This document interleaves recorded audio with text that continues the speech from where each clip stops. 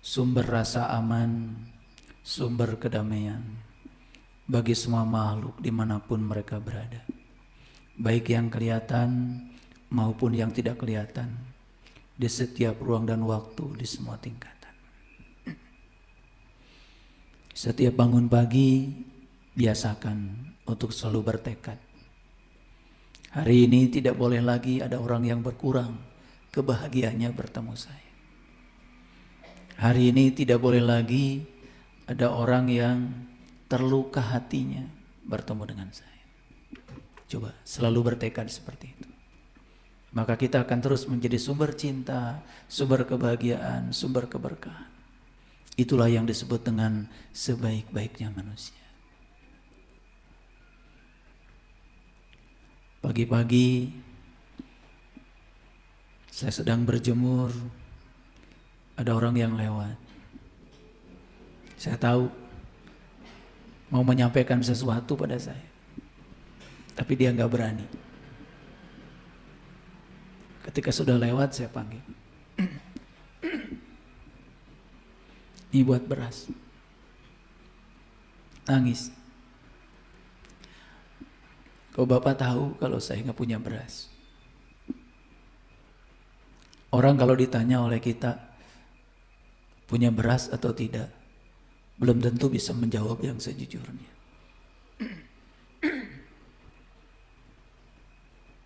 Pagi-pagi sudah ada orang yang datang. Gak saya suruh, gak apa. Udah bereskan taman, udah nyapu halaman. Saya tahu. Ada yang mau dibicarakan sama saya.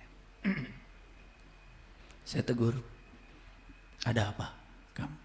Gak penting bagi saya nyapu taman, nyapu halaman. Biasanya juga enggak. Sambil menangis. Anak saya sampai sekarang belum diterima rapotnya. Karena tertunggak 1 juta. Ya, saya masuk kamar, saya kasih. Udah gak usah bereskan taman, ambil dulu rapot anak. Nangis. Pas mau pergi ke sini, ada ibu-ibu udah tua jualan peye. Saya sendiri gak pernah makan peye, karena itu digoreng. Jadi saya sudah lama tidak makan yang gorengan-gorengan. Kalau ego akan mengatakan, ya saya tidak makan itu ego. Tapi kalau kesadaran tidak begitu. Sudah saya bilang hitung itu. Berapa semuanya? Kasihan dia jalan-jalan kemana-mana udah sepuh. Nangis ibu itu. Jadi kalau kita selalu bertekad setiap bangun tidur itu ingin menjadi sumber cinta, sumber kebahagiaan. Dalam sekejap aja, dalam perjalanan hidup, kita bisa membahagiakan banyak orang. Ya. Coba biasakan seperti itu. Lakukan segala sesuatu tanpa syarat. Jangan banyak berhitung. Kalau melakukan kebaikan segala lupakan. Kalau saya cerita ini kan saya sedang ngajar, bukan saya sedang pamer. Karena saya tidak mau menceritakan sesuatu yang saya tidak mengalami. Banyak yang lucu kan? Banyak sekali orang ngasih ceramah agama menganjurkan sedekah. Dia sendiri menjadi penerima sedekah itu. Menganjurkan zakat, dia sendiri yang paling banyak bagiannya ketika ada pembagian zakat. Menganjurkan berkurban, dia sendiri enggak, bagian ngarungin daging aja.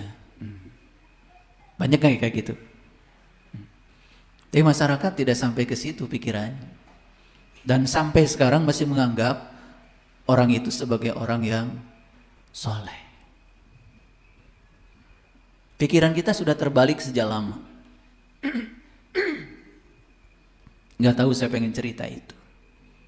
Semoga menginspirasi ya.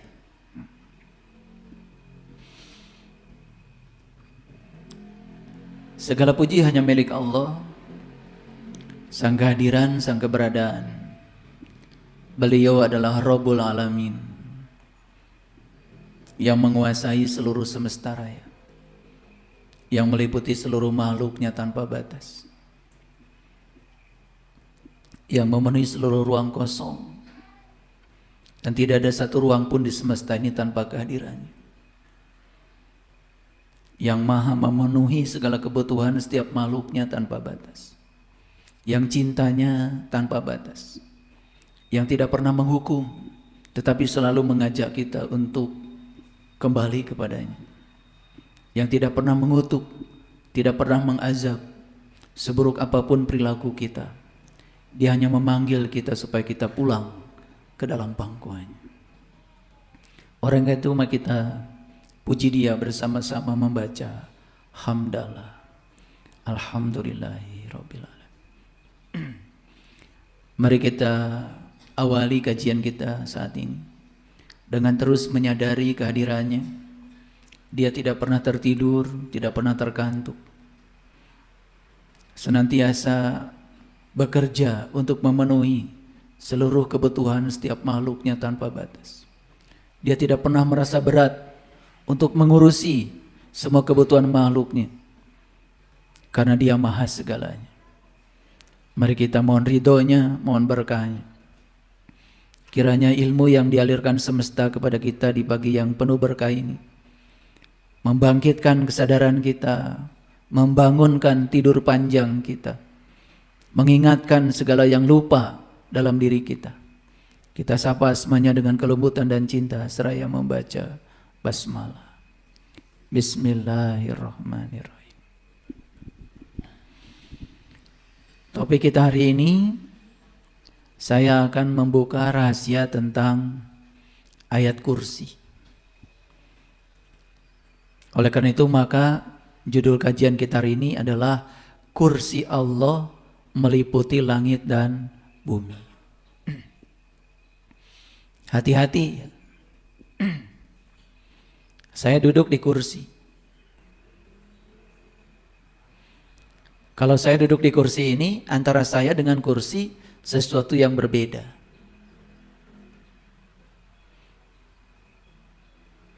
Saya dua entitas yang berbeda, yang terpisah. Saya dengan kursi dua entitas yang berbeda. Jadi jangan membayangkan kursi Allah itu, Allah sebagai suatu entitas dan punya kursi, kursinya adalah entitas yang lain. Seolah-olah Allah dengan kursinya itu sesuatu yang terpisah. Kursi Allah meliputi langit dan bumi. Banyak sekali para mufassirin memberikan tafsir tentang pernyataan ini. Dan saya tidak akan menyampaikan semuanya. Saya akan menyampaikan yang kira-kira koheren dengan akal kita, bisa dibuktikan, dan pemahaman ini memberikan dampak yang pragmatis untuk kehidupan kita. Kursi Allah meliputi langit dan bumi. Ada yang mengatakan kursi itu adalah kuasa. Artinya kuasa Allah meliputi langit dan bumi. Masuk akal. Ada yang mengartikan kursi itu adalah ilmu. Jadi kursi Allah meliputi langit dan bumi. Artinya ilmu Allah itu tersebar di mana-mana. Ada yang mengatakan kursi itu adalah cinta. Kursi Allah meliputi langit dan bumi. Artinya cinta Allah itu meliputi langit dan bumi.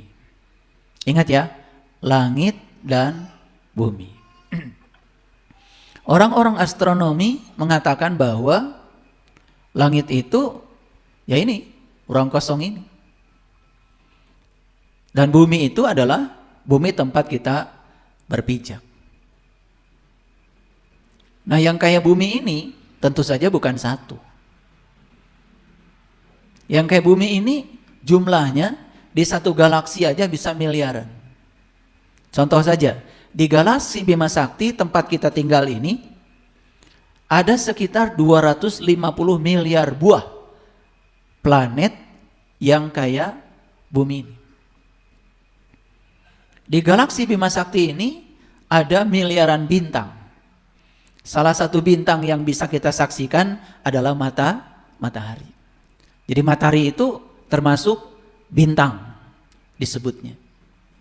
Nah, yang kayak matahari ini jumlahnya miliaran. Sedangkan setiap bintang dia punya planetnya sendiri-sendiri. Sudah bisa dibayangkan, ya? Satu bintang yang bernama matahari saja setidak-tidaknya sudah ditemukan ada 9 planet yang mengitarinya. Salah satunya adalah bumi. Ada Mars, ada Jupiter, ada Venus, ada Saturnus. Gitu. Dulu Pluto juga dianggap planet, tapi para ilmuwan mengatakan Pluto tidak termasuk planet. Di setiap planet ada satelitnya lagi, bayangkan. Bumi kita ini punya satelit namanya bulan. Jadi untuk setiap planet ada satelitnya lagi. Bayangkan betapa kompleksnya alam semesta ini. Nah, Allah itu kursinya meliputi langit dan bumi. Sampai sekarang sudah ditemukan teleskop yang paling canggih. Dulu ada namanya teleskop Hubble. Itu yang mengungkap tentang asal muasal dari alam semesta. Sehingga teleskop Hubble pertama kali bisa memotret yang namanya mawar merah. Itu yang kemudian disebut supernova. Dan ketika teleskop Hubble bisa menangkap mawar merah itu, supernova itu, dari situlah kemudian semua ilmuwan menduga-duga tentang asal-usul alam semesta. Sehingga muncullah berbagai teori tentang alam semesta. Salah satu teori yang dikenal sampai sekarang namanya teori Big Bang, yaitu ledakan besar dari alam semesta. Dari ledakan itulah kemudian terbentuklah berbagai macam atom. Dan yang pertama, dalam ledakan itu yang terbentuk 2 atom yang sangat luar biasa memenuhi alam semesta, yaitu atom hidrogen dan helium. Lalu bumi, alam semesta ini terus berkembang. Dalam proses perkembangan alam semesta yang terus menerus sampai sekarang tidak berhenti untuk berekspansi. Bahkan sekarang pun mungkin di tempat yang lain sedang terbentuk planet-planet baru yang tidak bisa diamati oleh kita saking jauhnya, saking luasnya. Sementara kita yang tidak belajar astronomi menganggap seolah-olah ya, yang namanya kehidupan itu hanya bumi ini dan matahari dan bulan, karena itu yang kita kenal sejak dari kecil. Karena kita tidak pernah belajar astronomi. Bisa dibayangkan ya, orang-orang yang sempit seperti itu sudut pandangnya cerita tentang alam semesta. Itu seperti seekor katak yang tinggal di sumur dan dia mengatakan bahwa dunia itu ya sumur tempat dia tinggal. Sangat berbeda dengan seekor burung elang yang setiap hari terus terbang melintasi gunung, melintasi laut, dan dia mengatakan dunia itu tidak seperti yang kamu bayangkan. Itu dialog antara burung elang dengan katak. Lahir di sumur, besar di sumur, dapat pendidikan di sumur, bergaul dengan orang-orang, binatang-binatang yang sesumur dengan dia, dan dia mengambil kesimpulan seolah-olah dunia itu adalah sumur tempat dia tinggal. Makanya ada istilah seperti katak dalam sumur. Ya.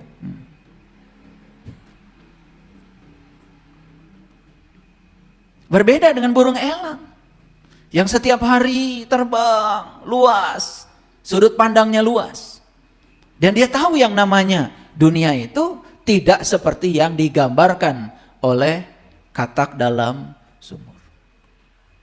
Nah, ini karena kita tidak mau belajar, kurang gaul, apalagi sudah tertutup, merasa diri paling benar, merasa diri paling soleh, karena sudah punya julukan itu ini, yang semakin mendindingi kebodohannya, jadilah dia orang yang tidak tahu, tetapi dia tidak tahu bahwa dia tidak tahu. Lucunya, dia setiap hari memberitahu orang yang sama-sama tidak tahu. Makanya laku, karena sama-sama tidak tahu kan. Gitu. Jadi seperti katak yang ceramah di depan saudara-saudaranya yang tinggal di sumur itu. Ceramah katak itu ya laku bagi anggota masyarakat katak yang di sumur itu. Tapi kalau katak ini ngasih ceramah sama burung elang, pasti ditertawakan.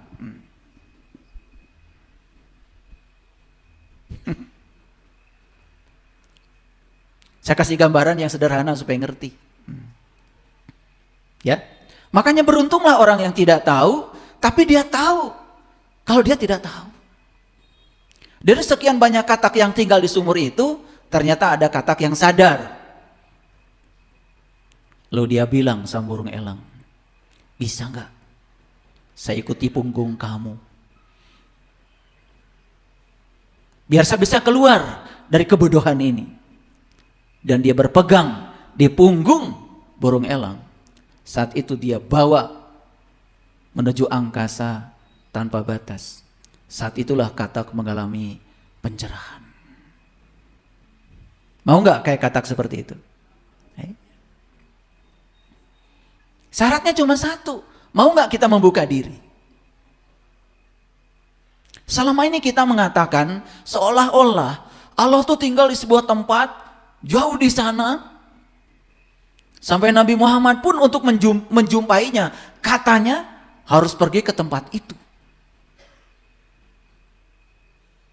Padahal tidak ada satu ayat pun di Quran yang mengatakan Allah tinggal di satu tempat. Tidak ada. Dan berulang kali Allah mengatakan, aku bersamamu lebih dekat daripada urat nadi lehermu. Aku meliputi semesta raya. Itu yang saya baca dalam kitab suci. Dan itu diulang-ulang.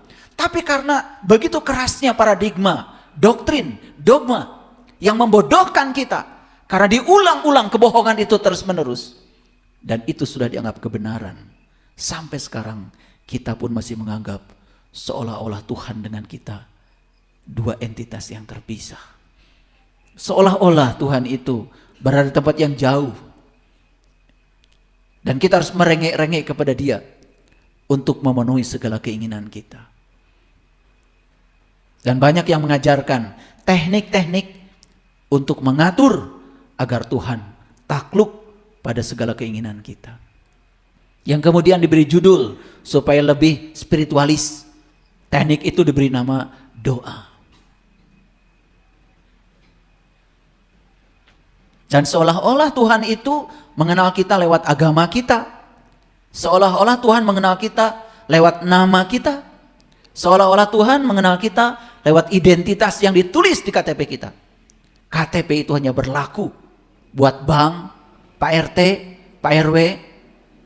Dan Tuhan tidak mengenal kita dari KTP kita. Tuhan hanya mengenal kita dari energi kita. Tuhan hanya mengenal kita dari frekuensi, vibrasi yang kita pancarkan oleh kita sendiri.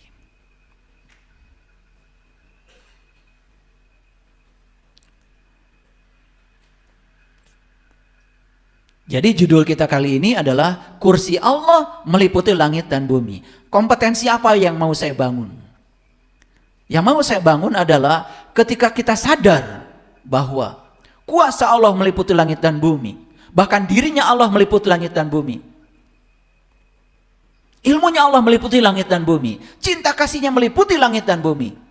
Kelembutannya meliputi langit dan bumi. Setelah dengar kajian saya ini, kita tidak merasa lagi sebagai bagian yang terpisah dari Dia. Dengan demikian, kita akan merasakan kehadirannya di setiap ruang dan waktu. Merasakan kehadirannya, itulah yang akan membebaskan kita dari rasa khawatir, rasa takut, rasa cemas, rasa sedih. Yang ada dalam diri ini hanya satu rasa, yaitu rasa berkecukupan bersama Dia. Hasbi Allah, hasbi Allah, hasbi Allah. Dan itu yang diungkapkan oleh para nabi, para rasul. Dan itu yang diungkapkan sebagai pengalaman. Bukan diungkapkan dengan kata-kata. Tapi kata-kata itu mewakili apa yang beliau rasakan. Kalimat panjangnya adalah hasbunallah wa ni'mal wakil, ni'mal maula wa ni'man nasyir. Dan kemudian disingkat menjadi hasbi Allah. Dan siapa orang yang bisa mengungkapkan itu sebagai getaran? Hanya mereka yang sudah sadar. Makanya kesadaran itu adalah kunci yang bisa membebaskan kita dari segala penjara yang memenjarakan kita dalam segala keterbatasan. Itulah kira-kira yang akan kita kaji dalam kajian kita hari ini. Baik, saya akan menyampaikan satu hasil penelitian yang dilakukan oleh para ilmuwan di Universitas Adolfo Ibáñez. Ini di sebuah negara di Amerika Latin yang bernama Chili. Penelitian ini dilakukan dari tahun 2018 sampai tahun 2022. Jadi penelitiannya dilakukan selama 4 tahun. Dalam penelitian ini melibatkan sampel hampir 6.000 orang dari banyak negara.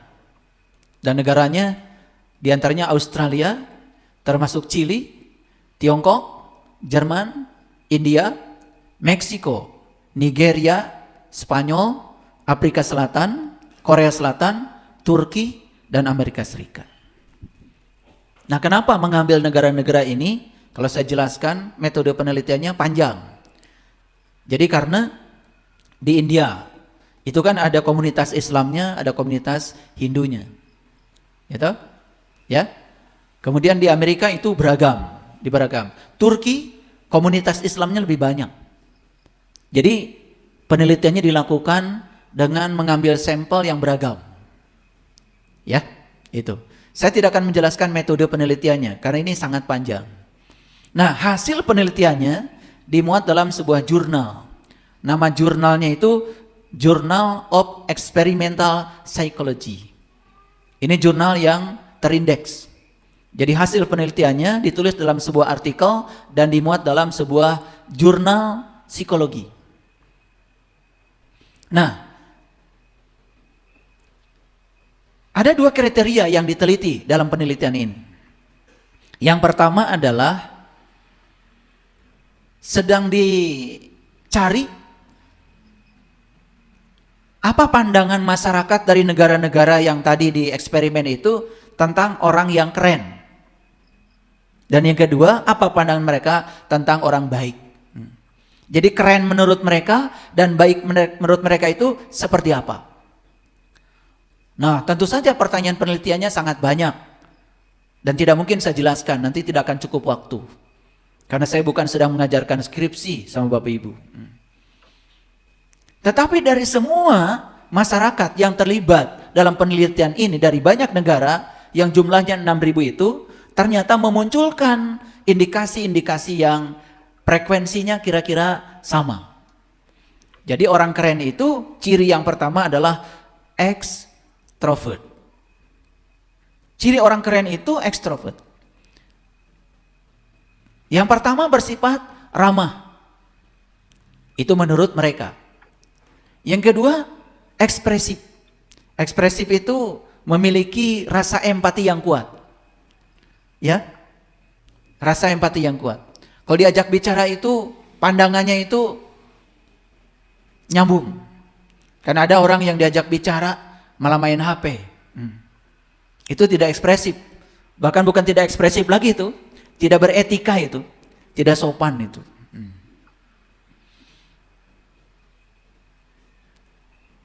Selanjutnya dia itu mudah bergaul. Dan bersemangat ketika berada dalam keramaian. Jadi kalau bersama dengan orang lain itu, dia selalu berpikir bagaimana dia bisa membahagiakan banyak orang. Kalau berada di kelompok, di komunitas itu, dia selalu berpikir bagaimana keberadaannya itu memberikan dampak pada orang. Ya. Pernah nggak Bapak Ibu pergi ke satu tempat, akan berkumpul dengan banyak orang. Terpikir nggak, aduh bagusnya kalau bawa makanan ya. Pernah nggak berpikir itu? Atau berpikirnya, saya nanti di sana pasti makan. Mana yang terpikir? Di sini juga udah kebaca ya. Dia introvert atau ekstrovert. Nah, ciri orang yang ekstrovert itu selalu memikirkan gitu.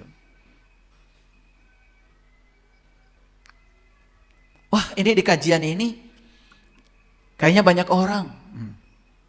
Bagus kalau saya bawa cemilan supaya mereka habis ngaji lapar bisa menyantap cemilan yang saya bawa. Itu ekstrovert. Selalu berbahagia ketika mau ketemu orang karena dia bisa membahagiakan banyak orang. Gitu nggak Bapak Ibu? Gitu apa tidak? Kok diam? Malu ya? Nah kalau bisa begitu udah bagus itu. Itu sudah masuk kriteria yang pertama, orang keren itu. Keren itu, ya keren. Saya terus terang ya, belajar keren yang semacam itu dari istri saya. Istri saya itu nggak bisa kalau pergi kemana-mana itu nggak bawa oleh-oleh, nggak bisa. Ya, saya tidak mengatakan bahwa saya ini penceramah, saya ini dihormati orang, nggak pernah mengaku begitu. Saya kalau diundang orang mau ceramah dimanapun, pasti di saya itu ceramah di mana ya? Di Anu Ustaz. Ya. Coba tanya, ya Pak Kiainya senangnya apa? Selalu membawa sesuatu walaupun tidak banyak gitu. Ternyata buah tangan itu membuat orang lain bahagia itu. Coba biasakan gitu, ya. Kalau pergi kemana-mana itu, ya istri saya ya, itu selalu tasnya itu bertambah. Tapi saya tidak pernah usil. Kenapa? Karena saya tahu, ya dia itu mikir ya, teman-temannya dia satu-satu dipikirin itu. Yang luar biasa itu, kalau pembagian sembako itu lebaran itu. Satu RW di Sariwangi itu sampai tahu ibu ini ukurannya XL, ini L, ini M, ini S gitu. Makanya begitu bagi baju harus beliau yang bagikan. Karena saya nggak ngerti ukurannya. Itu sekampung itu, hafal semuanya itu. Saya bukan ngalamin istri saya, bukan ya. Ciri yang kedua, orang keren itu hedonistik. Nah ini hedon. Memang hedon ini terkadang bisa positif, bisa negatif. Mengutamakan kesenangan pribadi. Ingat ya, mengutamakan kesenangan pribadi. Apakah itu bagus? Bagus kalau menurut saya. Tetapi kalau seimbang. Contoh, saya akan sering mengajarkan, setidak-tidaknya 5 hal aja yang milik kita, yang tidak boleh kita lepaskan pada siapapun. Yang pertama, harga diri. Jadi orang hedon itu bukan orang yang suka belanja, menghaburkan uang. Bukan begitu. Hedon itu mementingkan diri sendiri. Contoh, harga diri. Itu. Milik siapa itu? Milik kita. Ini gak boleh digadaikan nih. Gak boleh ini dijual pada siapapun. Gak boleh ini ya ditukar dengan apapun. Ini soal harga diri. Nah siapapun yang berfokus pada dirinya, tetapi yang positif, itu hedon itu. Dan itu bagus. Yang kedua, saya sering menyampaikan, yang tidak boleh hilang dari diri kita, itu adalah kesehatan diri. Kan banyak orang ya, yang mengorbankan kesehatannya demi uang. Sampai tidak tidur, sampai lembur.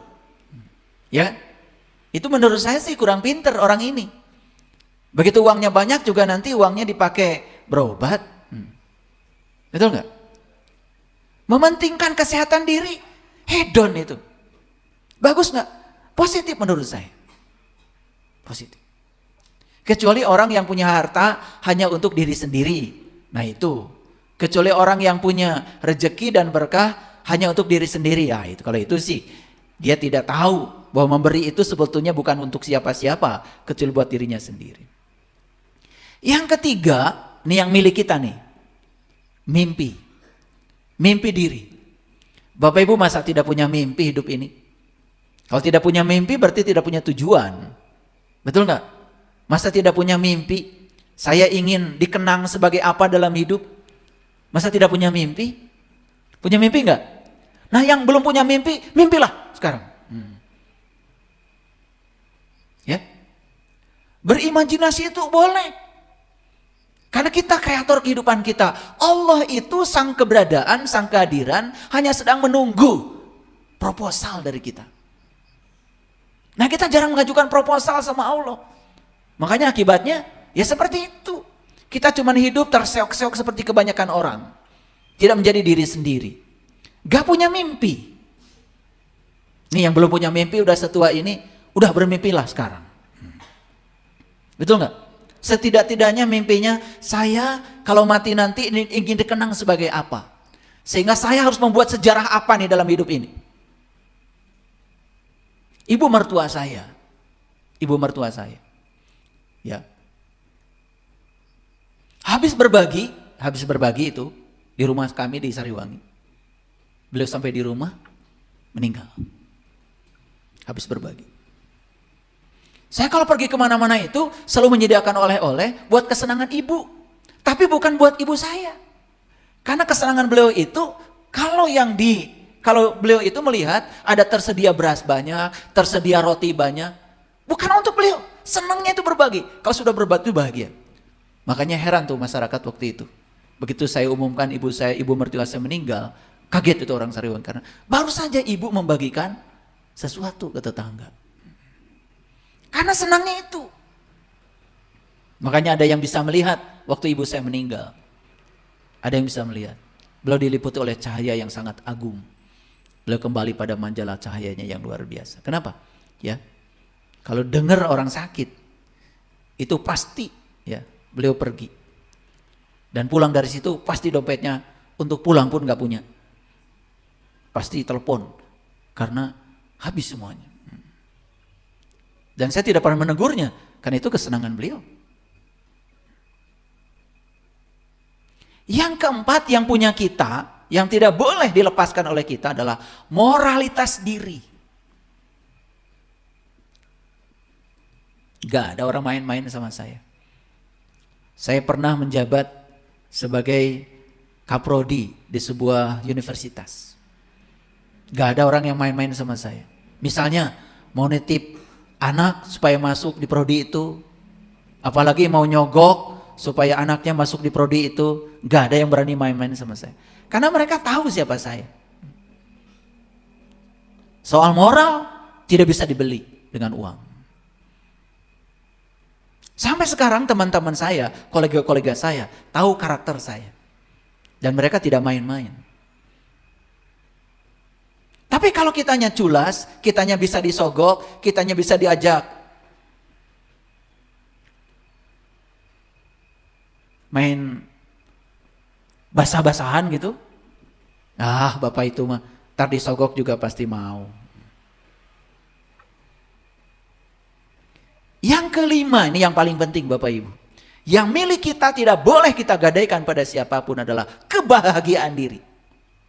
Dan bahagia itu milik kita. Kita mau bahagia, tidak bahagia, milik kita. Dan jangan sekali-kali menggantungkan kebahagiaan kita pada pihak lain. Karena orang lain tidak akan pernah bisa menjamin kebahagiaan kita. Tapi kita bisa menjamin kebahagiaan kita sendiri. Kalau punya yang 5 tadi itu hedon namanya itu. Mementingkan diri yang positif. Yang ketiga kuat. Ciri orang keren itu kuat. Ya, kuat fisiknya, kuat mentalnya. Kuat tekadnya, kuat prinsipnya. Gitu gak Bapak Ibu? Gitu apa tidak? Wah, jangan-jangan belum keren kita ya. Yang keempat suka berpetualang. Nah ini menurut riset ya, suka berpetualangan. Senang hal baru, senang ide baru, senang ilmu baru, senang memasuki dunia baru. Jadi jangan kayak katak yang tinggal di sumur tadi itu. Berpetualangan. Kayak burung elang. Saya sering bertanya itu. Sudah kemana aja selama hidup?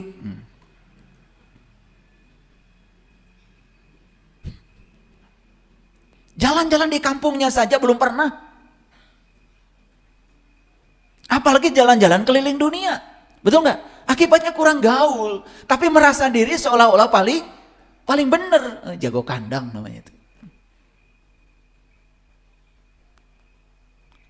Suka nggak Bapak Ibu berpetualang? Yes. Saya yakin Bapak Ibu yang berani dengerin ceramah saya, itu petualang. Karena ceramah saya ini sangat berbahaya. Karena kalau dengar ceramah saya, Bapak Ibu jadi sadar. Itu bahayanya. Itu bahayanya dengar ceramah saya. Karena ceramah saya bukan ceramah agama biasa. Ini adalah hipnoterapi, mengubah sudut pandang. Mengajarkan bagaimana kita berpetualang. Makanya hanya orang yang berani tersesat, yang selamanya tidak akan pernah tersesat. Dan orang yang takut tersesat, akan diam di rumahnya. Tidak mau belajar hal baru. Hanya belajar hal-hal lama yang diulang-ulang. Yang sudah usang dan tidak berguna. Coba saya nanya. Bapak Ibu sudah tahu kan? Sholat rajin, ngomongin orang rajin. Betul? Sholat rajin, bohong rajin. Sholat rajin, menghujat orang rajin. Karena tidak mau berpetualang, tidak mau mendengarkan hal baru, menganggap seolah-olah sudah selesai. Betul? Padahal kalau kita merenung sedikit saja, sholat itu bukan tujuan, kata Tuhan. Sholat itu alat mencapai tujuan, dan tujuan sholat itu satu. Aqimis sholah, inna sholah, tanha anil fahsya wal munkar. Sholat itu sarana untuk bisa mencegah kamu supaya tidak berbuat keji dan munkar. Sudah sholat masih melakukan itu. Seorang petualang akan mengatakan, jangan-jangan sholat saya belum beres ini. Jangan-jangan sholat saya belum seperti yang diajarkan Rasulullah. Yes, saya mau keluar dari zona nyaman. Saya akan belajar ilmu baru. Saya akan ketemu orang-orang yang bisa menginspirasi saya. Supaya saya bisa ketemu dengan cara pandang baru dengan sholat saya. Gitu nggak Bapak Ibu? Gitu apa tidak? Ya, kalau sudah begitu, keren.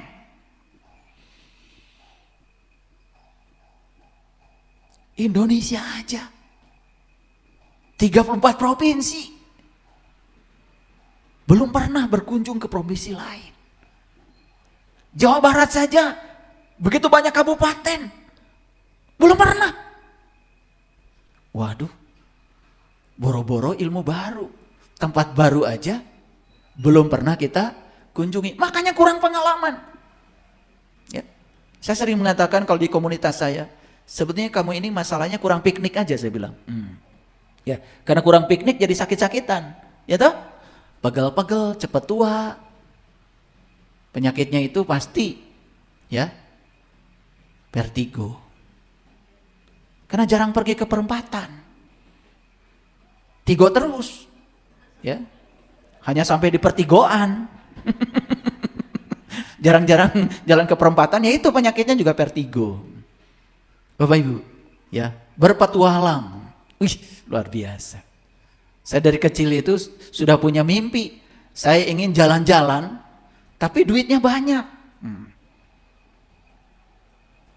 Ternyata begitu saya sudah besar, banyak orang yang minta diantar ke satu tempat. Ada yang minta diantar umroh, dibayarin kan? Pulangnya malah dibekelin. Ada yang minta, saya ingin tahu rahasia Borobudur. Boleh. Udah ya. Ongkos hotel tanggungan kami. Jalan. Tapi saya bilang ya, saya nggak biasa. Kalau hotelnya lebih jelek dari rumah saya. Oh tenang. Ya tenang. Jadi tidak pernah ngasih hotelnya losmen, penginapan, nggak pernah. Karena kita memataskan diri.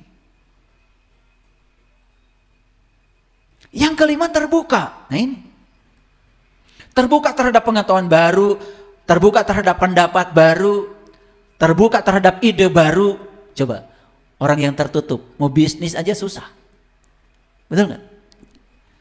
Dan yang terakhir mandiri. Ini menurut riset nih. Orang keren itu ekstrovert, hedonis, kuat, suka berpetualang, terbuka, mandiri. Kira-kira Bapak Ibu masuk nggak jadi orang keren? Masuk? Ya, OTW. Udah bagus gitu ya. Nah itu. Jadi harusnya kita belajar agama, belajar spiritual dari dulu itu. Harusnya kita ini hari ini sudah keren harusnya. Loh kok sudah belajar lama gak keren-keren.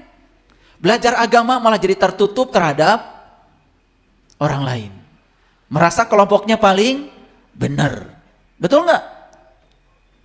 Betul apa tidak? Iya. Bukan mandiri, malah jadi cengeng. Bergantung pada orang lain. Bahagia aja harus bergantung pada situasi. Kalau dia bisa mengendalikan situasi yang di luar dan cocok dengan maunya dia, baru bahagia. Terus gimana mau keren kayak gini? Saya curiga kayaknya nggak masuk deh yang keren. Oh masih ada pilihan. Menurut riset ini masih ada pilihan. Nah, ada orang baik. Nah ternyata di semua negara yang saya sebutkan tadi itu, mulai dari Chili ya sampai Amerika Serikat, ya dari 6.000 sampel yang diteliti itu, ternyata mereka mengidentifikasi orang baik menurut versi mereka itu cirinya ada 7. 1, memiliki ketenangan. Sudah punya nggak Bapak Ibu? Tenang itu kelihatannya bukan di sini. Di sini mah sedang berpura-pura tenang. Ketenangan itu akan kelihatan ketika ada badai yang datang. Kalau kita tetap tenang sebesar apapun badai, itulah ketenangan. Makanya hidup itu bukan mengusir masalah sebetulnya. Hidup itu belajar tenang sekalipun di tengah badai. Itu baru benar. Udah gitu belum? Oke. Saya nanya sekarang, kolbunya sudah tenang belum? Kata Quran, syarat kolbu tenang itu kata Quran. Allazina amanu wa tatmainu qulubuhum bi zikrillah. Allah bi zikrillahi tatmainul qulub. Kolbumu akan tenang kata Allah kalau kamu sudah bisa mengingat Allah. Allah bi zikrillahi tatmainul qulub. Hanya dengan mengingat Allah kolbumu menjadi tenang. Boro-boro ingat Allah. Tahu Allahnya saja belum.